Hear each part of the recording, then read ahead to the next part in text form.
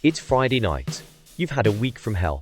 The boss is a bellend, the rent's gone up again, and the missus is fuming because you forgot bin day again.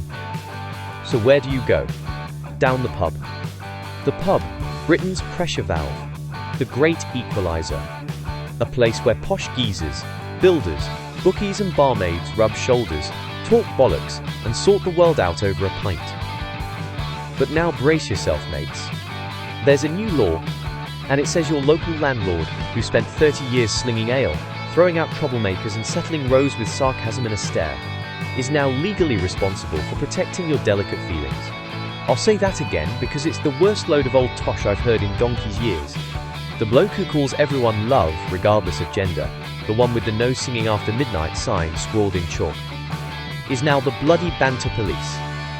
This law, part of recently passed woke workplace harassment rules, means if someone in the pub says something that offends you and the landlord doesn't jump in with a glittery whistle and counselling leaflets, the pub owner can be sued.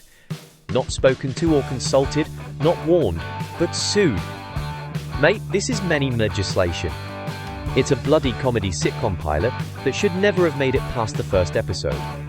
Now let's be clear, it's always been the landlord's job to keep the peace.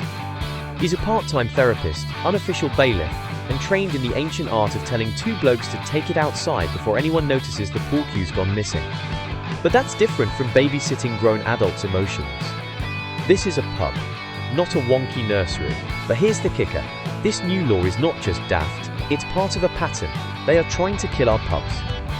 The smoking ban, expanded clubbing hours, beer tax, lockdown rules where you could not even stand with a pint, CCTV in toilets, tracking apps, vaccine passes, noise complaints from new flats built next door. It's death by 1,000 cuts. Because the pub, my friend, the humble, lovable, no-frills British pub, is one of the last places where free people speak freely. And that is precisely what threatens them. In Parliament you need permission to speak. On telly you get cut off. On social media you get banned. But in a pub, it's our play to rant about the royals, Sadiq Khan, the Wilders, the footy, that girl's hair, your Aunt Maureen's new girlfriend, and nobody bats an eyelid. Unless you're boring, then they should bat you, with a bar mat. The truth is that pubs are where ideas ferment, just like the beer. It's where jokes are born, arguments are settled, and revolutions are whispered about after last orders. It's where the gunpowder plot was fermented, and they know that. This is precisely why they want to shut down the pubs.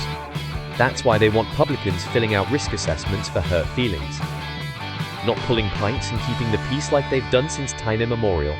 But here's what they don't get. The pub is Parliament for the people. It's our community centre, our citadel, our comfort, our Colosseum, our temple of banter. And when the publicans go down, so do we. What happens when banter becomes a crime? I'll tell you what happens, mate. We shut our gobs. We stop fermenting our creative minds. We sit quiet. The cheeky becomes risky. Banter's not just noise. It's how we say, you're one of us. It's how we test each other, warm to each other, build trust. It's a pub's way of saying, you're safe here, mate. No one's special, and no one's alone.